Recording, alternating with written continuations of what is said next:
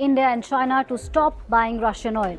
But neither country is listening, and this is making him angry. 贸易战，中方必将奉陪到底。 The Chinese are tough negotiators. We've had trade partners that we trusted, that they trusted us, and we've lost that over the course of 2 months or a month. China is digging in. Americans are waking up to a whole new escalation in the global trade war. Effectively, imports from China have been shut down. It means that a number of products will not be readily available and won't be in inventory when consumers go to purchase those things. As of today, we have 0 ships at berths right now at the Port of Seattle.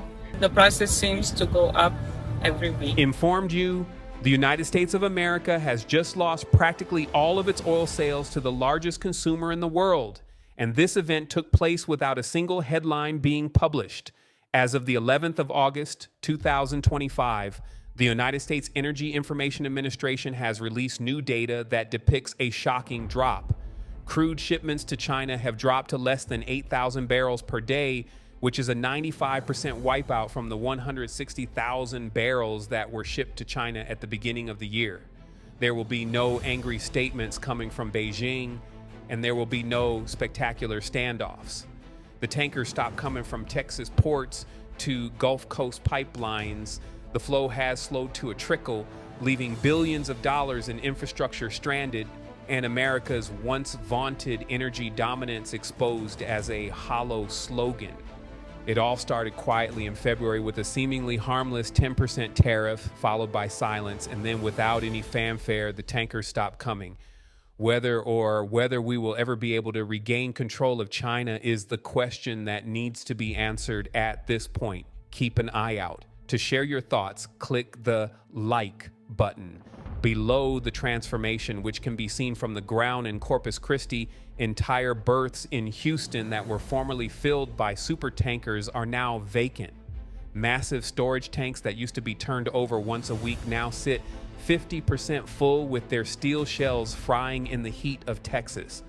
Many of the pipelines that were constructed to transport crude oil to Asia are only operating at a fraction of their capacity. Rick Morales, who manages a logistics company that serves ports around the Gulf Coast, says that he has been in this business for 27 years and he has never seen the docks this quiet. Even in 2008, when the financial crisis was going on, ships were still moving, even while this appears to be permanent. In Washington, here in the U.S., the traffic has really slowed, and now thousands of dock workers and truck drivers are worried about their jobs. The president continues to operate on an entirely separate wavelength, as he has informed reporters. As if the calendar still reads 2018, his administration is devoting a lot of energy to fighting with Canada over timber charges and ranting against wind power at rallies, all as oil exporting nations are watching their economies deteriorate. This is all part of the trade leverage strategy. It is a double failure, according to Senator Claire Dubois of Louisiana, which is home to some of the largest export-oriented refineries in the United States. She describes it as a loss of both the market and our confidence as a reliable provider. Between the years 2020 and 2024, ports along the Gulf Coast increased their capacity by 25% in order to meet the demands of China. The new loading ports, pipeline connections, and offshore mooring systems were all funded by private investment that totaled billions of dollars and were funded by the government. On the other hand, China's tax in February turned out to be the first step in a more comprehensive campaign. Beijing was able to secure long-term supply contracts with Russia, Saudi Arabia, the United Arab Emirates, and Iran within a matter of months using this strategy.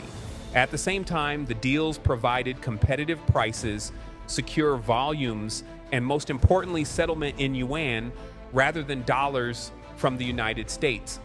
Anya Peterson, an energy analyst at the Global Policy Institute, sees it as an intentional rewiring of the import system.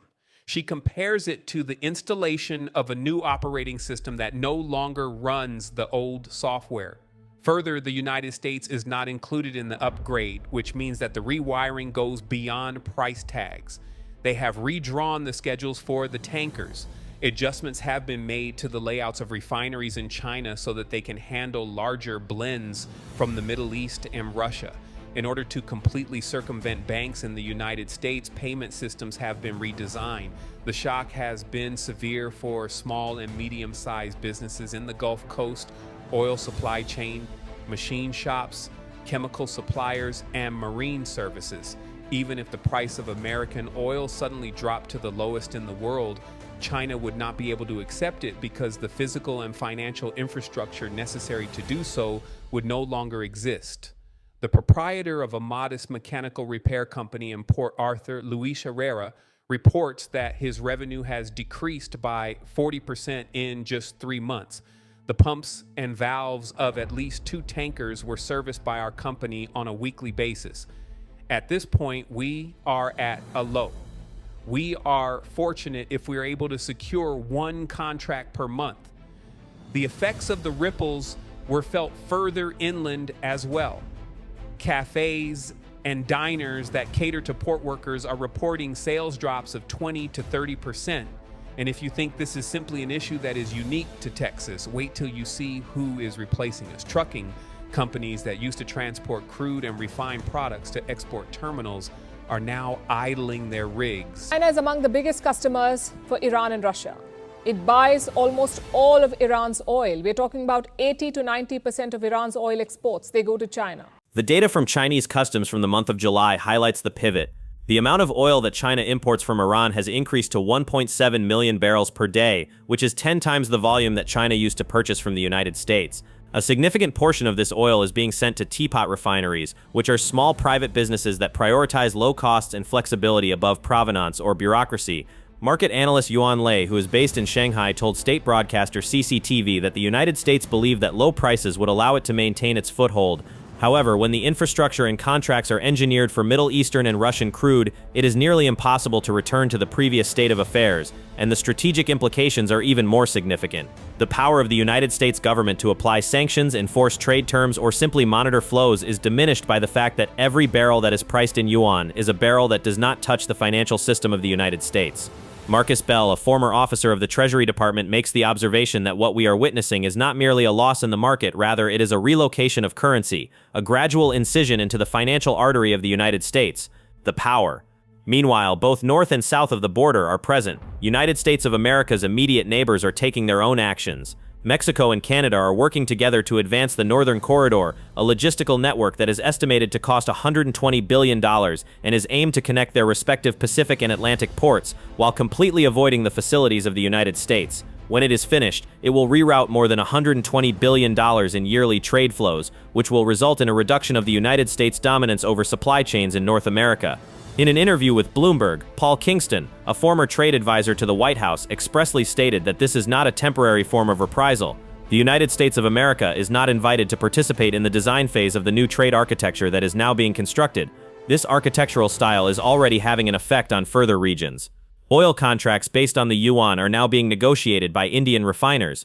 In order to take advantage of price advantages, buyers from Southeast Asia, ranging from Malaysia to Thailand, are adopting similar payment flexibility. Even European buyers are taking advantage of the increased competitiveness among suppliers in order to exert pressure on American exporters located on the Gulf Coast to be willing to waive insurance premiums and extend payment periods. The disposition is dark. It is the same story that is told by oil tanks in Houston that are only half full, pipelines in Louisiana that have low pressure, and logistical offices in Corpus Christi that have been closed down. Brenda Castillo, who operates a small cafe close to the port of Houston, argues that the oil industry is not the only group affected by this issue. All of us, including the truck drivers, the mechanics, and even those of us who are giving them lunch, are affected when the ships stop coming. The United States of America is no longer included on China's updated list of energy contacts, which was recently revised. In a matter of months, the ports and pipelines that were constructed with the intention of serving the greatest buyer in the world have become stranded assets. Their mission has been rendered meaningless, and now that the most important energy client in the world has found other suppliers, the question of whether or not they will return is no longer relevant. But what are the following steps that the United States of America will take? It is the answer to that question that opens the door to the next chapter, which is one in which the competitors of the United States of America are signing deals that we do not even get to see, let alone have any control over. In July of 2025, a movement that was relatively quiet but seismic had completely taken root in the global energy markets. All of China's long-term crude oil contracts with Russia, Saudi Arabia, and the United Arab Emirates were no longer priced in United States dollars. This was the case for nearly all of China's contracts. It is a slow and purposeful incision into the financial artery of American power, and it was signed, sealed, and settled in yuan on paper. Although it may appear to be a small accounting choice in practice, it is actually a significant business transaction. Every barrel that is priced in yuan is a barrel that is never exchanged for dollars, never passes through banks in the United States, and never falls under the jurisdiction of the United States government to apply sanctions, dictate trade terms, or even see the transaction in the first place. And this is where the risk becomes much more significant once the yuan is established as the default currency for oil. Additionally, it establishes a standard for other commodities, such as liquefied natural gas, copper, and even the soybeans and maize that are the foundation of agricultural exports from the United States. Each new industry that transitions to yuan payments does not just sidestep our financial institutions, it undermines the foundation upon which the dominance of the dollar is built. Energy is not the only thing that the petrocurrency is about. It serves as the pivotal component that holds the United States' global trade leverage together. Taking that out of the equation causes the remainder of the structure to begin to flex, mainly due to the fact that if the dollar is removed from the equation, the United States' power will not simply decrease. Beijing is experiencing a disappearance of it, and this is not a side effect. The entire point is that it is. Iran caught sight of the opportunity and seized the back door. Through the use of its shadow fleet, a network of over 300 tankers that operate under borrowed flags, fake documentation, and constantly shifting AIS signals, Tehran has been discreetly transporting millions of barrels of oil into Chinese ports. A significant portion of these supplies are ultimately delivered to China's teapot refineries, which are smaller private businesses that are more concerned with selling their products at the lowest possible price. According to Chen Ming, a shipping broker in Shandong province, they do not inquire as to whether the commodity in question is crude or classified as contraband. If it is inexpensive and not related to the dollar, they will accept it. At the same time that this currency uprising was taking place, the man in the Oval Office was holding a rally in Iowa where he referred to the yuan as funny money. There was no laughter coming from the rest of the globe. Numerous energy strategists from Brussels to Bangkok were referring to it as the new default, which is a framework for oil trade that functions without the use of the dollar in any way. At one point in time, the United States dollar served as the primary driving force behind the global energy market. At this point, it is merely an additional payment option, and it is not the most widely used one. The statistical data tells the story. The volume of crude oil that China imported from Iran had increased to 1.7 million barrels per day by the middle of 2025, which was 10 times the amount that China had previously purchased from the United States. The data from Clay, a company that specializes in commodities analytics, indicates that more than 80% of those barrels are now avoiding the regular financial channels and are instead being settled exclusively in yuan or barter deals involving industrial items. According to Dr. Anya Peterson, a senior fellow at the Global Policy Institute in Washington, it is a purposeful attempt to evade the authority of the United States. Meanwhile, the United States is witnessing its leverage fade, and the answer that has been given up to this point has been denial. The shift has been terrible for exporters from the Gulf Coast. When it comes to serving one customer above all others, export facilities in Corpus Christi and Houston that were built and extended over the course of the past decade to service China are currently operating at less than 40% of their projected capacity. They are what we refer to as the most expensive lawn ornaments in the world. According to Rick Morales, a port equipment supplier in Houston, we invested billions of dollars on storage tanks, pipelines, and docks for a market that disappeared in a span of 6 months. According to the White House, the United States is able to redirect volumes to other regions, including Europe, India, and South America. When it comes to volume, price stability, and strategic importance, however, traders and economists are in agreement that China is the only country that can replace China.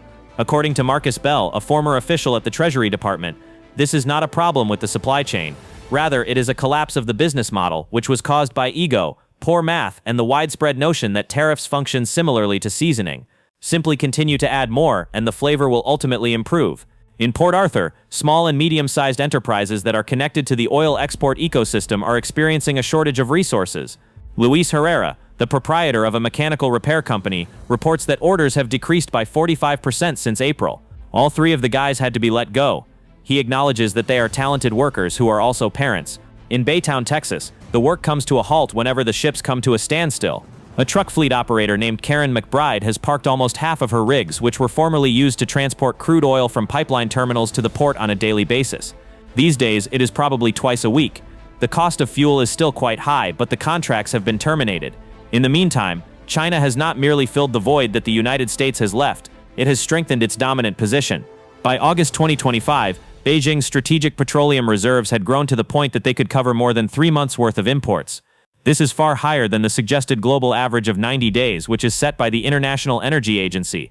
None of the suppliers, including Russia, Iran, and Saudi Arabia, were willing to answer our calls. They were all the traditional suspects. These reserves are more than just a safety net in case of an emergency. China is able to withstand price shocks, ignore diplomatic pressure, and set suppliers against one another without ever looking toward the Gulf of Mexico because they are a negotiation weapon that includes full tanks and long-term contracts based on the yuan. The optics are offensive from a political standpoint. Senator Claire Dubois of Louisiana stated to the media the previous week that we have been successful in alienating our most important consumer, empowering our most significant competitor, and enriching our most significant opponent, all within the same policy cycle.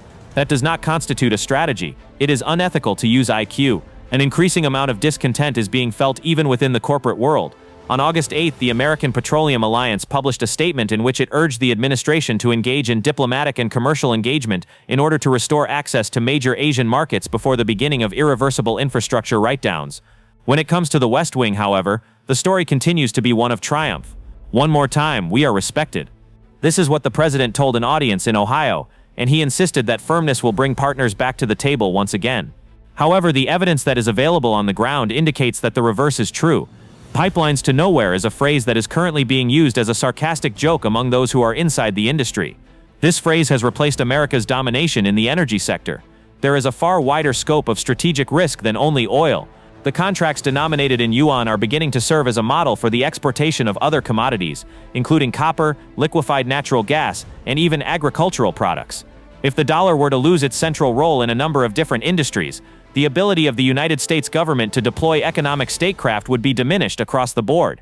Peterson cautions that we are witnessing the dismantling of the framework of the United States' global dominance in real time. This is the point at which the next chapter begins, as China's energy strategy is not simply about removing the United States from its supply of barrels and payment systems. From India's revitalized shipping lines from the Soviet era to Southeast Asia's trend toward flexible dollar-free purchasing frameworks, the ripple effects are hardening into a new current, one that flows around the United States rather than through it. This is because it is about redrawing the entire map of trade alliances. At this point, the question that needs to be answered is not whether the United States can win China back as an oil customer, rather that tanker has already reached its destination. The question that really needs to be answered is whether or not Washington is able to adjust before the rest of the world constructs a system in which the United States' position is optional. If the past 6 months are any indicator, the answer will determine a great deal more than the future of crude exports from the United States. It will determine whether the dollar itself continues to be the lifeblood of global trade, or whether it is simply another currency in a world that has learned to live without us by August 2025. The suppliers that are supporting China's energy dominance are not a mystery. Russia, Iran, and Saudi Arabia are not exactly members of the America First fan club. The function that they play in Beijing's energy strategy is not limited to simply ensuring that the lights are on. The goal is to generate leverage by filling up storage tanks to capacity and maintaining long-term contracts that are locked in yuan. In order to protect itself from price shocks, currency instability, and diplomatic pressure from the United States, China has successfully insulated itself. They are able to enter price discussions with their hands full, shrug off the volatility of the market, and continue to keep their oil taps flowing without even looking in the direction of the Gulf of Mexico. According to Dr. Michael Hahn, a senior fellow at the Peterson Institute in Washington, the contrast is almost theatrical. This is the first time in decades that we have witnessed a major importer that is fully immune to the leverage that the United States of America uses on its energy market. Some members of Congress are openly questioning whether the 47th president even knows where the reserve caverns are located, while Beijing is methodically stacking barrels underground. The debate in Congress continues to be stuck in a circular debate over whether or not to refill the United States Strategic Petroleum Reserve, which, after years of political wrangling, is sitting at barely 46% capacity, according to the Department of Energy's latest update from August 2025. The president continues to deliver rally lines as if we are respected once more, as part of what political commentator Tara Nguyen sarcastically refers to as Mission Achieved 2 Trade War Boogaloo. The contrast in priorities is apparent.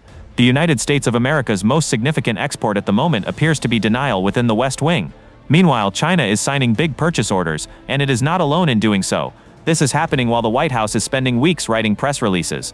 With settlements priced in yuan, India signed expanded long-term contracts with Russia in July 2025. These arrangements permitted India to secure discounted crude at prices that were up to 18% cheaper than the benchmarks for Brent at the time.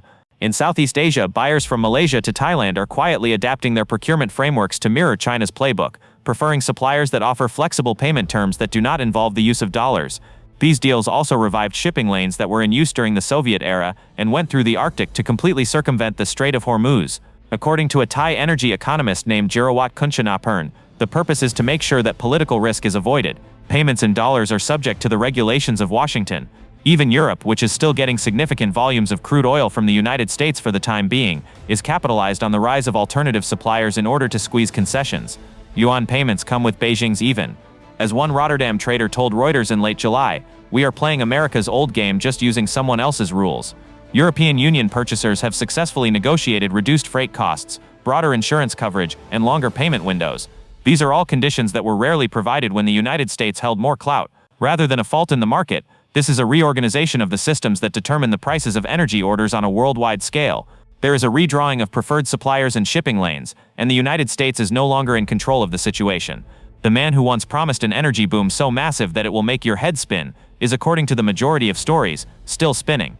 Meanwhile, other nations are laying real pipelines and building trade corridors, while Washington is laying blame rather than negotiating deals. A frenzied tweeting campaign is being conducted by the administration, which maintains that harshness alone will bring partners back. The reality is that the world is changing at a rate that is faster than the West Wing can update its talking points, and this is the reality that comes with the discomfort. Barrels of oil were never the only things at stake here. The issue at hand was control, namely the kind of control that does not announce its departure when it is lost. All of a sudden the phone stops ringing, and there is no official notification or alert about breaking news. There were no summits where China announced the end of the United States' power in the energy sector, no sanctions battles, and no tweets that went viral at midnight. It was as if the world just shifted the table, leaving the seat reserved for America vacant. In the meantime, global energy alliances quietly shifted under the radar, formalized in uncorridors and back-channel contracts in Tehran and Riyadh. Meanwhile, the administration recycled a 4-year-old energy independence speech, a policy refrain that is now as out of date as the trade playbook. U.S. companies, for their part, did not mount a unified lobbying effort to reverse course. In Corpus Christi, where cranes are standing still against the backdrop of a scorching Texas sky, it was a firm that was on the ground that delivered the news. When they were previously bustling with activity, offshore rigs are now sitting dormant. Their drills came to a halt in the middle of rotation.